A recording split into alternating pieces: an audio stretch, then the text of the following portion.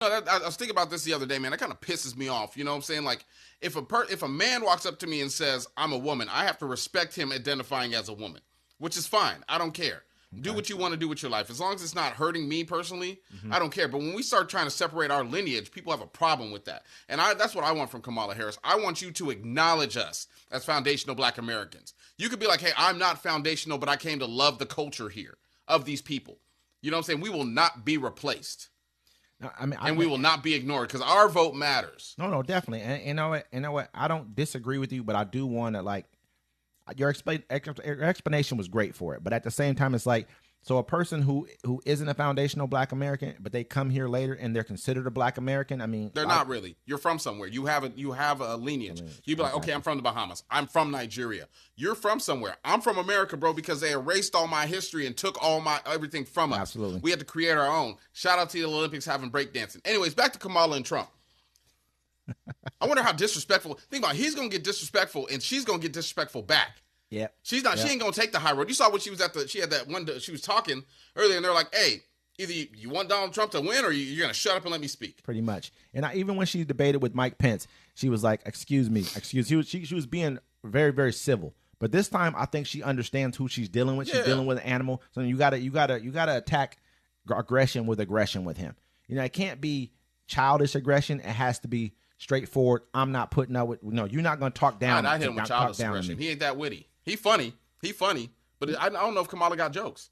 I don't think it's even about jokes. I mean, she can have jabs though. You don't have to have jokes with him. You can have jabs. You got 34 felonies. You something. You got 34 felonies. I don't argue with felonies. You can't even vote for yourself. You got all these settlements against you. This is, you know what I mean? Like, you don't have to have jokes as much. She could. She'd be like, yo, you report your PO this morning. you get what I'm saying? He make you pee in the cup. We would love to be able to let felons vote. Donald, you know what I'm saying? Like, you feel me? Like, there's things that she could hit him with there. That does not necessarily have to be jazz, but he has some really good counter punches against her too. Her record, I mean, even though it's been fabricated, her whole record over in California, as far as they're sitting here saying she put 1,900 Black people or 1,900 people behind bars for marijuana. I mean, like, people go to jail for weed. It happens. That's what it is. Was illegal. And then they got the other one where they're talking about the guy got 50 years and she didn't help get him out. I mean, I don't know the story behind that, but it's just stuff that people are saying. So he's gonna bring all these things up. When did you become Black? He's gonna say these. I think he's gonna say that. I'd be like, she'd be like, when did you decide to become orange? She's like, why did Oompa Loompas get to grow up and become this?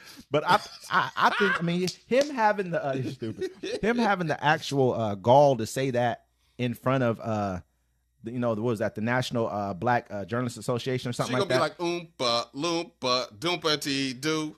Tell the truth. I believe you can't fool. I had to let him do this because he would have did it 17 times. I not let him do it. It's gonna come out. But I think that she's gonna be like, take your wig off and talk to me like a respectable bitch. It's stupid. Listen, and what I'm saying though is like this really just him having the gall to say that in front of the National Black Journalists Association, or whatever, tells me that he'll have the gall to say it on stage in front of everybody. He won't care. He don't care. His voters will love it too. I mean, I think they would, but at the same time, the more Black vote that erodes off, and the more centrist, like, the independent central, the difference between him and the Joe Biden debate they had is that Joe Biden wasn't like there.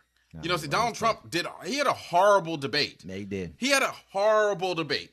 The only thing that made his debate side look better is because Joe Biden's in there. It was tough, man. It was tough. And then even watching him walk off the plane for the very last time when he had his COVID diagnosis and he was walking away, it was like, man, he knows that he can't do it. Like, man, even if you pump me up with all, whatever you give me, any kind of, I can't perform. Even though I'm not, and I love the fact of what he's done over the last 4 years. The CHIPS Act, I'm going to have a segment I'm going to do on that personally, where I'm talking about the CHIPS Act, man, because that's a huge act that's really brought back manufacturing in America. And I think that these are some of the things these achievements will be what Kamala, they talk about what are her policies. Her policies are already showing you that. She's also showing you her policies by who she brought in for her vice president. She brought in Waltz. What did he do in Minnesota? Or, you know what I mean? What he did in Minnesota, he got free breakfast and lunch for all kids. Yeah. I can put my vice president on that assignment. Let's try to get this done for all.